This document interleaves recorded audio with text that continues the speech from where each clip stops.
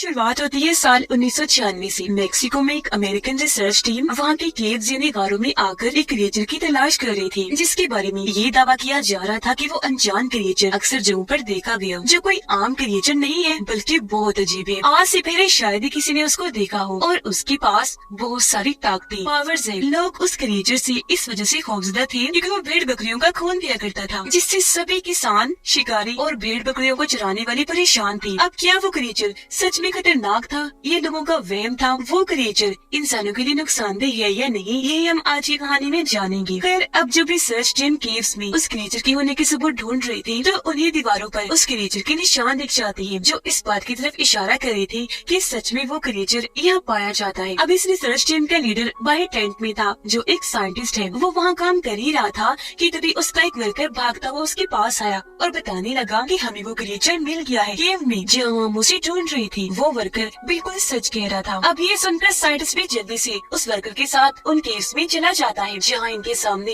वो क्रिएचर था, जिसे स्पेनिश जुबान में चुपाकाब्रा कहा जाता है। वो साइज में काफी छोटा सा लग रहा था क्योंकि वो एक चुपाकाब्रा का बच्चा था। अब साइंटिस्ट धीरे धीरे डरते हुए उसके करीब जाने लगा। उसे यकीन नहीं आ रहा था कि मेरे इतने सालों की मेहनत रंग ले आई, आखिर ये क्रिएचर मिल ही गया। अब वो इसे मारना नहीं चाहता था, बल्कि इसे ढूंढना उसका मकसद था, जो वो अपने सीनियर्स और गवर्नमेंट के लिए कर रहा था, क्योंकि इस खोज में उन्होंने बहुत पैसा लगाया था और अब टाइम आ चुका था उन सबको हकीकत से रूबरू करवाने का, इस क्रिएचर को सबके सामने लाने का और बताने का कि इसके बारे में अफवाहें नहीं थी बल्कि ये सच में है। इस क्रिएचर के पीछे पड़ने का मकसद ये था क्योंकि सबको लगता था कि इसके पास जो पावर्स हैं, उससे किसी भी बीमारी को ठीक किया जा सकता है और किसी भी चोट और घाव को बआसानी भरा जा सकता है। इसके अंदर इतनी पावर्स हैं कि हम इसकी मदद से बहुत सी दवाइयाँ भी बना सकते हैं, क्योंकि ये काफी पुराने वक्त का क्रिएचर था। साइंटिस्ट उसे करीब जाकर हाथ लगाने की कोशिश करता है, पर क्योंकि वो छोटा सा बच्चा था तो उसे डर रहा था कि कहीं ये मुझे कोई नुकसान न पहुंचा दे। अब बगैर टाइम जाया किए ये चुपाकाब्रा के बच्चे को पिंजरे में बंद करने का फैसला करती है, लेकिन तभी केव में छुपी उसकी माँ इनके सामने आ जाती है। जब उसने देखा कि ये मेरे बच्चे को ले जाने वाली है, वो गुस्से से इन पर धाड़ने लगी और फिर अचानक हमला कर देती है। वो साइज में काफी बड़ी थी, इसीलिए जोर से मारकर साइंटिस्ट को दूर गिरा देती है और जल्दी से अपने बच्चे को मुंह में उठाकर वहाँ से भागने लगी। वो इन केव से बाहर निकलने की कोशिश कर रही थी ताकि अपने बच्चे को बचा सके। तब साइंटिस्ट और उसकी रिसर्च टीम भी उसका पीछे करने लगी। साइंटिस्ट उस पर रेयर गन से लगातार शूट कर रहा था, जिसमें से चिंगारियां निकल रही थी। एक छोटे चुपाकाब्रा को लग भी जाता है, जिससे उसका एक पंख जल गया,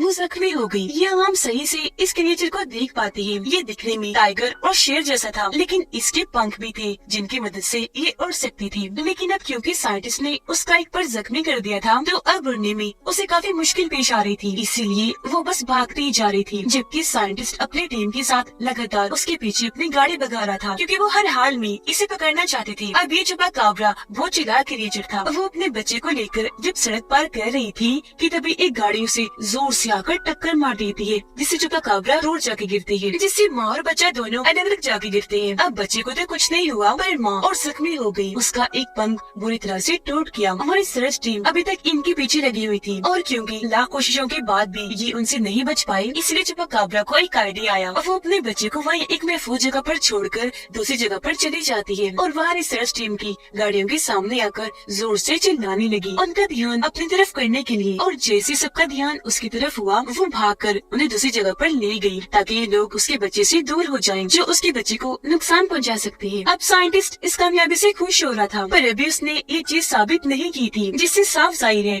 कि कोई भी उसकी बातों का ऐसे यकीन करने वाला नहीं था। उसके लिए इसे वो क्रिएचर चाहिए था, लेकिन उसे वहाँ कुछ नाखून और पर मिल जाते हैं, जिन्हें वो अपने पास रख लेता है। अब यहाँ से सीन शिफ्ट होकर जाता है कैंसस शहर के एक स्कूल में, जहाँ हम एलेक्स नाम के एक बच्चे को देखते हैं, जिस कहानी का मेन कैरेक्टर है। वो लंच टाइम पर जब खाना खा रहा था, एक लड़का आकर उसे परेशान करने लगा, पर फिर वो लड़का खुद ही चुपचाप एलेक्स के पास आकर बैठ जाता है। उसका मूड खराब था, उसे देखने से साफ लग रहा था कि एलेक्स किसी वजह से खुश नहीं है। स्कूल खत्म होने के बाद जब वो घर आया तो उसका अपनी मॉम से भी झगड़ा हो जाता है, क्योंकि ना उसे स्पेनिश और ना ही मेक्सिको की जुबान पसंद थी और यहाँ उसकी मॉम ये दो जुबानें उसे सीखने को कह रही थी, जिसके लिए वो मना कर रहा था। अब यही वजह थी कि क्लास के सभी बच्चे उसे अक्सर परेशान किया करते थे, क्योंकि एलेक्स रहने वाला यही का था, पर उसे यहाँ की जुबान नहीं आती थी। एलेक्स के डैड की कैंसर की वजह से मौत हो चुकी थी। जब से ही वो खुद को अकेला महसूस करने लगा और हर वक्त बस उदास रहा करता था। उसकी मॉम उसे सलाह देती है कि कुछ दिन के लिए मेक्सिको चले जाओ, ताकि अपनी फैमिली के बारे में तुम जान सको, क्योंकि वहाँ तुम्हारे दादा हैं और आज से पहले तुम वहाँ गए भी नहीं हो। अब एलेक्स वहाँ जाना तो नहीं चाहता था, पर अपनी मॉम की खातिर उसे जाना ही पड़ता है। वो जब एयरपोर्ट पर पहुँचा तो वहाँ उसकी दादा उसे लेने आई थी, जो आते ही उसके गले से लग जाते हैं। उसके साथ हंसी मजाक करने लगे, क्योंकि वो काफी मजाकिया थे। खुश वो इसलिए थी क्योंकि आज पहली बार वो उससे मिल रहे थे। अब हालांकि एलेक्स भी पहली बार ही उनसे मिला था, लेकिन वो हमेशा की तरह उदास ही था, ज्यादा खुश दिखाई नहीं दे रहा था। रास्ते में उसकी दादा बार बार एलेक्स से बात करने की कोशिश करने लगी, पर बहुत जल्द उन्हें पता चल जाता है कि अपने डैड के गुजर जाने के बाद से ही वो उदास परेशान रहने लगा है। और तो और उसे स्पेनिश जुबान भी नहीं आती, क्योंकि उसे कोई दिलचस्पी थी ही नहीं, उसने कभी सीखनी ही नहीं चाहिए। यह उसके दादा फिर भी उसका मुंह ठीक करने के लिए बातें करने लगी। उसे बताते हैं कि मैं एक गांव में रहता हूँ, जहाँ तुम्हारे 2 कजिन्स भी आए हुए हैं, जो तुम्हारे साथ वक्त गुजारेंगे, खेलेंगे, ताकि उनमें तुम घुल मिल सको, तुम्हारा दिल बहल जाए। घर आते ही एलेक्स सबसे पहले अपनी कजिन से मिलता है, जिसे सिर्फ स्पेनिश जुबानी बोलने आती थी। उसने एक मास्क पहना हुआ था और पीछे कपड़ा लपेटा हुआ था, जो देखने से लग रहा था कि वो किसी सुपर हीरो जैसा बनकर खेल रहा है। फिर जल्दी हम जान पाए कि वो मास्क और कपड़ा उनके दादा का है, कि वह काफी अच्छी और मशहूर रेसलर हुआ करती थी। अब यहाँ एलेक्स अपनी दूसरी कजिन से भी मिलता है, जो उसे घर में पड़े बहुत सारे मास्क, रेसलर वाले कपड़े दिखाती है और उसके दादाजी की जीती हुई ट्रॉफीज भी। फिर उसे टीवी पर दादाजी की वीडियो दिखाती है, जिससे यहाँ एलिस को भी पता चल गया था कि मेरे दादाजी अपने वक्त के बहुत अच्छे रेसलर हुआ करते थे। वो इतने मशहूर और बहादुर थे कि उन्होंने बहुत सारी लड़ाइयाँ जीती, पर एक दिन उनके दुश्मन ने जोर से उन्हें उठाकर रिंग से बाहर फेंक दिया, इन्हें जहाँ रेसलिंग होती है, जिससे वो फौरन बेहोश हो गए। उन्हें फौरन हॉस्पिटल ले जाया गया, लेकिन उन्हें होश नहीं आई। जब डॉक्टर्स ने चेक किया तो पता चला कि वो तो 1 महीने के लिए कोमा में जा चुकी है। अब ऐसा होने से उनका रेसलिंग कैरियर तो खत्म हुआ ही, सारे दिमाग पर भी काफी गहरा असर हुआ, जो आज तक है। वो अक्सर चीजों को भूल जाया करते हैं। ये जानकर एलेक्स को अपने दादाजी के लिए बहुत बुरा लगा, उसे उन पर तरस आ रहा था, इसीलिए वो उनकी और ज्यादा इज्जत करने लगा। अब क्योंकि यहाँ एलेक्स की पहली रात थी तो उसे नींद नहीं आती। बाहर उसे अजीब सा महसूस हुआ, तो उसने पर्दा हटाकर देखा, पर वहाँ सिर्फ बकरी खड़ी हुई थी। लेकिन तभी उसकी नजर अपने दादाजी पर गई, जो फार्म हाउस की तरफ जा रही थी। एलेक्स को गड़बड़ लगी, उसे शक हुआ कि दादाजी को छुपा रही है, इसलिए वो भी इनके पीछे पीछे चला गया। बाहर खड़े होकर वो देखता है कि दादाजी अंदर जाकर बैठ गई है। हाथ में उन्होंने म्यूजिक बॉक्स पकड़ा हुआ है, जिसे बचाकर वो बार बार सामने की तरफ देख रही है, जो देखने से लग रहा था कि वहाँ से किसी के आने का इंतजार कर रही है। एलेक्स बाहर खड़ा ही था कि तभी उसे ऐसा महसूस हुआ जैसे झाड़ियों में कोई खतरनाक जानवर है जो उसकी तरफ आ रहा है। इस वजह से वो डरते डरते पीछे हट गया, फिर जोर से चीख मारकर नीचे गिर जाता है। उसकी आवाज सुनकर दादाजी भी उसे चेक करने बाहर आई और उसकी दोनों कजिन्स की भी आँख खुल गई थी, तो चेक करने वो भी उसके पास आ जाती है। एलेक्स उन्हें बता देता है कि झाड़ियों में मैंने किसी खतरनाक जानवर को महसूस किया, उसे डर के ही मैंने चीख मारी, पर बजाय वहाँ से कोई खतरनाक जानवर बाहर निकलता, वहाँ से काले रंग का खरगोश बाहर आता है। इसे देखकर एलेक्स की दोनों कजिन्स उस पर हंसने लगते हैं, उसका मजाक बनाने लगे, ये कहते हुए कि तुम कितने डरपोक हो, एक खरगोश से डर गए। उसके दादाजी पूछने लगे, एलेक्स बताओ सच कि तुमने उसे ही देखा था वहाँ? अब ये सुनकर एलेक्स को अपने दादाजी पर और शक होने लगा कि सच में दादाजी कुछ छुपा रही है। वो यहाँ खरगोश की बजाय किसी और जानवर की उम्मीद लगाकर बैठी थी कि यहाँ वो होगा। उधर साइंटिस्ट को भी अपने सीनियर्स और गवर्नमेंट की तरफ से आखिरी वार्निंग मिल चुकी थी कि अगर उसने जल्द वो जानवर या उसके होने का कोई सबूत ना दिखाया तो उसका ये प्रोजेक्ट हमेशा के लिए बंद कर दिया जाएगा।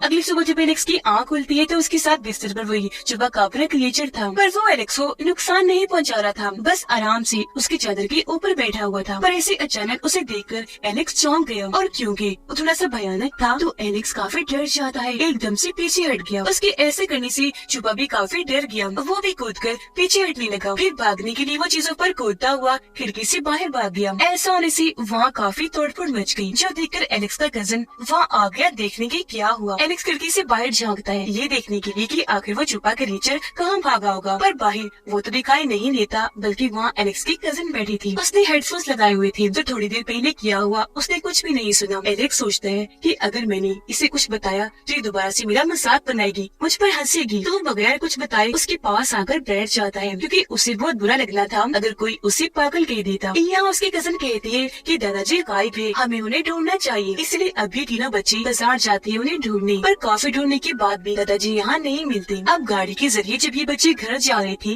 तो इन्हीं रास्ते में अपने दादाजी मिल जाते हैं, जिनके हाथ में बकरी थी। ये जल्दी से उतरकर फौरन उनके पास गए, पर पूछने पर उन्हें तो कुछ भी याद नहीं था कि मैं यहाँ क्यों आया, और इस चक्कर में वो घर का रास्ता भी भूल गई थी, क्योंकि जैसा कि मैंने आपको बताया वो चीजों को भूल जाते थे, पर फिर उन्हें याद आने लगता है कि घर जाना जरूरी है। इसलिए अभी बच्चे उन्हें गाड़ी में बिठाकर घर ले जाने लगे, जहाँ रास्ते में वो रिसर्च टीम छुपा क्रिएचर की तलाश में लगी थी। अभी दादाजी को तो पता था कि टीम यहाँ क्या कर रही है, पर बच्चे इस बात से अनजान थी। घर आने के बाद एलेक्स अपने कजन को कहता है कि मुझे दादाजी पर शक है, वो हमसे कुछ छुपा रहे हैं, और जहाँ तक मेरा मानना है वो हमसे पुराने वक्त के क्रिएचर चुपाकाब्रा को छुपा रही है। पर उसके कजन को इस बात पर यकीन नहीं आता। हालांकि एलेक्स उसे म्यूजिक बॉक्स भी दिखाता है और रात के वक्त दादाजी के फार्म हाउस में जाने वाली बात भी बताता है, लेकिन फिर भी वो यकीन नहीं करती। अब रात को एलेक्स म्यूजिक बॉक्स लेकर फार्म हाउस में जाता है और म्यूजिक भी बजाने लगता है। म्यूजिक की आवाज सुनकर चुपा बाहर आया। उसे देखकर एलेक्स म्यूजिक बॉक्स उसके सामने गिरा देता है। वो डरा हुआ था, पर जल्द उसे एहसास हो गया कि ये चुपा मुझे कोई नुकसान नहीं पहुंचाएगा। दोनों एक दूसरे के पास आए और ऐसी इनकी दोस्ती हो गई। यहाँ एलेक्स उसे खाने के लिए कच्चा गोश्त देता है और ये क्रिएचर वो चालाक था, वो भी एलेक्स को खाने के लिए देता है मरा हुआ चूहा, वो भी बॉक्स में बंद करके। पर जाहिर है एलेक्स उसे खाने वाला कहाँ था। उसने जैसे बॉक्स को खोला उसका दिल खराब हो गया। वो चुपा को कहता है ये तो मैं नहीं खा सकता, बहुत गंदा होता है, छी। खैर अब देखते ही देखते मौसम खराब होने लगा, और क्योंकि ये चुपा बच्चा था इसलिए बिजली की आवाज से डर रहा होता है। तब एलेक्स बिल्कुल एक दोस्त की तरह उसे सहारा देता है, अपने साथ लेकर बैठ गया। अगली सुबह उन दोनों बच्चों यानी एलेक्स के कजन्स को भी चुपा क्रिएचर के बारे में पता चल चुका था। जहाँ पहले तो वो इससे काफी डर रहे थे, क्योंकि जाहिर है वो अजीब था जो चल भी सकता था और उड़ भी सकता था। पर बहुत जल्द उन्हें भी एहसास हुआ कि ये हमें नुकसान नहीं पहुँचाएगा, और उनकी भी चुपा से दोस्ती हो जाती है। तभी यहाँ उनकी दादाजी भी आ गए। वो चुपा को प्यार से अपने पास बुलाने लगे, जो फौरन एक वफादार जानवर की तरह उनके पास चला गया। यहाँ उनकी दादाजी सच बताने लगे कि कुछ दिन पहले रात को जब मैं घर आ रहा था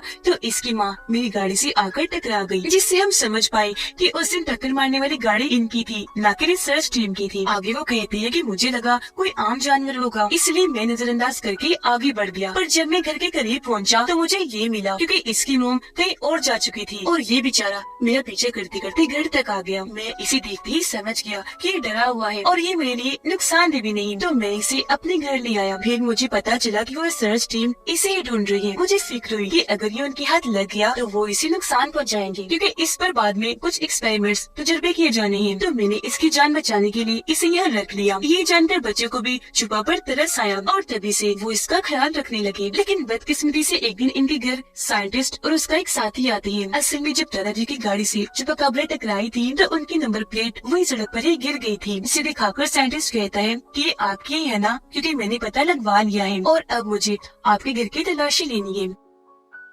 पर दादाजी बगैर डरे उसे साफ साफ मना कर देते हैं कि कभी नहीं, मैं तुम्हें इसकी इजाजत नहीं दूंगा, और उसे धमका कर यहाँ से भगा देते हैं। एलेक्स और चुपा की दोस्ती गहरी होती जा रही थी, पर क्योंकि वो बच्चा था और डरा हुआ भी था इसलिए फिलहाल उसे उड़ना नहीं आ रहा था, क्योंकि वो हिम्मत ही नहीं कर पा रहा था। तब यहाँ उसकी मदद एलेक्स का कजन करता है। वो छत पर ले जाकर उसे उड़ना सिखाता है और बार बार उसे ट्रेनिंग देता है कि कैसे उड़ा जाता है। अब यहाँ एलेक्स को भी देखने से साफ साफ लग रहा था कि अब वो खुश है। यहाँ आकर उसे काफी अच्छा लग रहा है, क्योंकि अब उसे इतना मेरा दोस्त जो मिल गया था और साथ में इतने अच्छे दादाजी और कजन्स भी। फिर एक दिन दादाजी उसे उसके डैड के बारे में बताने लगे कि जब मैंने रेसलिंग छोड़ दी तो मैंने वो तुम्हारे डैड को सिखाई। वो मेरा बेटा होने के साथ साथ मेरा काफी ज़हीन शागिर्द भी था। पर फिर एक दिन उसे तुम्हारी मॉम मिल गई, उसने शादी कर ली, तो तब से उसने रेसलिंग को छोड़ दिया था। अपने डैड की ये बातें सुनकर एलेक्स को बहुत बुरा लग रहा था, जिससे उसके दादाजी भी अंदाजा लगा रहे थे कि एलेक्स के अंदर बहुत गुस्सा भरा है, जिसे अंदर ही अंदर लेकर घुट घुट कर वो अपनी जिंदगी गुजार रहा है। तो फैसला करती है कि मैं इसका गुस्सा निकलवा कर इसे नॉर्मल कर दूंगा, जिस मकसद के लिए वो उसके साथ कुश्ती लड़ती है, और उसे लड़ने के लिए उकसाने लगी ताकि वो अपनी कुश्ती लड़कर अपना गुस्सा और भड़ास निकाल ले। लेकिन क्योंकि वो उसके दादा थे तो वो उन पर हाथ नहीं उठाना चाहता था। पर आखिर में जब उसके दादाजी बात नहीं मानते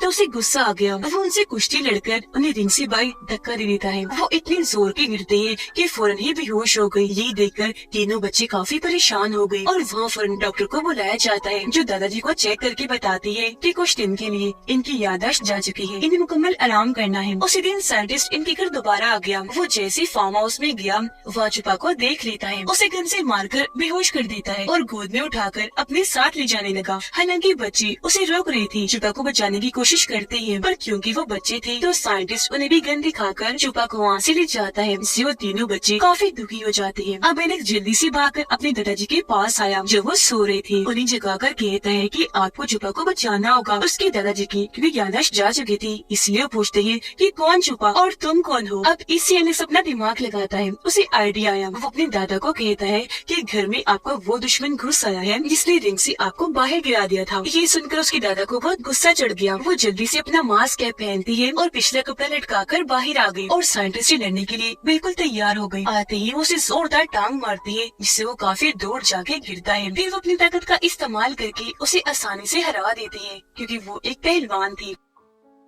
ऐसा करने के बाद ये सब बाहर आए और साइंटिस्ट की गाड़ी में बैठकर यहाँ से भाग जाते हैं, क्योंकि गाड़ी में उसने पहले ही छुपा को रख दिया था। ये देखकर साइंटिस्ट जल्दी से अपनी टीम को इस बारे में खबर करता है। वो लोग गाड़ी में बैठकर काफी खुश हो रहे थे, क्योंकि अब वो छुपा को उसके घर छोड़कर आने वाले थे, जहाँ उसकी पूरी फैमिली होगी। एलेक्स अपने दादा से पूछता है कि आपने इसकी मोम को किस तरफ जाते हुए देखा था, क्योंकि उसकी मोम जहाँ गई होगी वहाँ इसका घर होगा, तो हम इसे भी वहीं ले जाएंगे। पर जाहिर सी बात है, हमेशा की तरह उसके दादाजी ये बात भी भूल गए थे। ये लोग छुपा को प्यार करने लगे। फिर जैसे गाड़ी से उतरते हैं, छुपा खुद ही दूर भागने लगता है। इसे देख ये लोग भी उसके पीछे पीछे भागने लगे, क्योंकि ये समझ गए थे कि छुपा अपने घर का रास्ता जानता है और उसी तरफ भाग रहा है। छुपा के बिल्कुल पीछे एलेक्स था। ये दोनों भागते भागते एक गहरी खाई के पास आ जाते हैं, जिसके ऊपर लोहे का मोटा सा पाइप लगाया गया था। अब क्योंकि छुपा उड़ने से डरता था, इसलिए वो उड़ के आगे नहीं जाता, बल्कि पाइप के जरिए आगे बढ़ने लगा। तो वो उसे जाता हुआ देखकर बाय बाय करने लगता है। अब पीछे जब एलेक्स खड़ा था, तो तभी वहाँ टाइगर आ जाता है, जो एलेक्स पर हमला करने के लिए आगे बढ़ रहा था। इससे वो काफी डर गया और पाइप के ऊपर चढ़ना शुरू कर देता है। तभी यहाँ उसके दादाजी भी आ गए और चूंकि काफी बहादुर थे, इसलिए टाइगर से लड़ने लगे। जैसे तैसे उसे वहाँ से भगा देते हैं, लेकिन जब एलेक्स वापस आने लगा तो पाइप टूट जाता है, जिससे वो नीचे गिरने ही वाला था कि छोटी पाइप को पकड़ लेता है। अपने दोस्त को मुसीबत में देखकर छुपा वापस आया, एलेक्स को बचाने के लिए पाइप पर चढ़ने लगा, लेकिन वो पाइप भी टूट जाता है। पर खुशकिस्मती से छुपा ने अब उड़ना सीख लिया था, इसलिए अपने दोस्त की मदद वो ऐसे करता है कि एलेक्स उसकी दुम पकड़ लेता है। तब छुपा उसे उड़ाकर बाहर ले आता है और ऐसे एलेक्स की जान बचा लेता है। वो लोग एक दूसरे से मिलकर बहुत खुश हो जाते हैं। जिससे खुशी एक साथ खड़े ही थे कि तभी यहाँ साइंटिस्ट आ जाता है। वो छुपा को तीर मारकर उसे बेहोश कर देता है और बाकी सबको धमकाता है कि छोड़ो उसे, पीछे हट जाओ। इस बार दादाजी और बच्चे मजबूर थे, इसलिए ना चाहते हुए भी पीछे हट ही जाते हैं। साइंटिस्ट उन्हें तीर दिखाकर बेहोश छुपा को उठाता है और अपनी गाड़ी में लाकर रख देता है। अब जैसे वहाँ से जाने लगा, छोटे छुपा को बचाने के लिए वहाँ पूरे छुपा फैमिली आ जाती है, जो सारे ही उसकी गाड़ी पर एक साथ हमला कर देती है। गुस्से से उस पर धाड़ने लगे। ना गुस्सा आया कि अपने नाखूनों और पंजों से वो उसकी गाड़ी को तबाह करने लगे। ये देखकर दादाजी और बच्चे काफी खुश हो जाते हैं कि अब छुपा बच्चे की जान बच जाएगी। पर साइंटिस्ट चालाक था, वो छोटे छुपा को गोद में लेकर बाहर आ गया और बड़े छुपा कापिस को हथियार दिखाकर डराने लगा। छोटे छुपा को होश आ गई थी। पीछे से दादाजी आकर साइंटिस्ट को पकड़ लेते हैं, उसकी बाजू को मोड़कर छुपा को छुड़वा लेते हैं। आखिर में फिर रेसलिंग की एक ट्रिक से वो उसे उठाकर जमीन पर पटक देते हैं, जिससे साइंटिस्ट वहीं ढेर हो जाता है। छोटा छुपा अपनी फैमिली के पास आकर बहुत खुश हो जाता है। अब एलेक्स और छुपा बहुत अच्छे दोस्त थे, तो एक दूसरे को प्यार से आखिरी अलविदा कहते हैं, जिसके बाद अपने अपने घर जाने के लिए वहाँ से निकल जाते हैं। अब एलेक्स अपने कजिन्स के साथ काफी खुश था और अब कुछ दिन के बाद उसने अपने घर जाना था। उसने यहाँ बहुत अच्छा वक्त गुजारा, जहाँ पहले वो उदास रहा करता था, अपनी फैमिली को पसंद नहीं करता था, लेकिन अब फैमिली को जानने के बाद, उनके साथ इतना अच्छा वक्त गुजारने के बाद वो उन्हें बहुत याद करेगा। उसके दादाजी भी खुश थे, क्योंकि वो जैसे एलेक्स को सिखाना चाहते थे वो सीख गया। यहाँ दोनों एक दूसरे को अलविदा कहते हैं, गले से मिलते हैं, जिसके बाद एलेक्स लेन में आकर बैठ जाता है और हंसी खुशी अपने घर वापस लौट आया था। पर जब एलेक्स ने बाहर देखा तो वहाँ छुपा हवा में उड़ रहा था, काफी खुश था, उसे उड़ने में बहुत मजा आ रहा था। उसे देखकर एलेक्स हैरान तो था, साथ में खुश भी, क्योंकि अब वो हमेशा आजाद जिंदगी गुजारेगा। यह छुपा ने अपनी दोस्ती का हक अदा किया। वो एलेक्स को अपनी झलक दिखाने आया था, जिससे दोनों दोस्ती बहुत खुश थे, क्योंकि दोस्ती चाहे जानवर की हो या इंसान की, अगर कोई निभाने वाला हो तो आप उसके साथ हमेशा खुशी महसूस करते हैं। इसी के साथ इस मूवी की कहानी यहीं पर खत्म हो जाती है।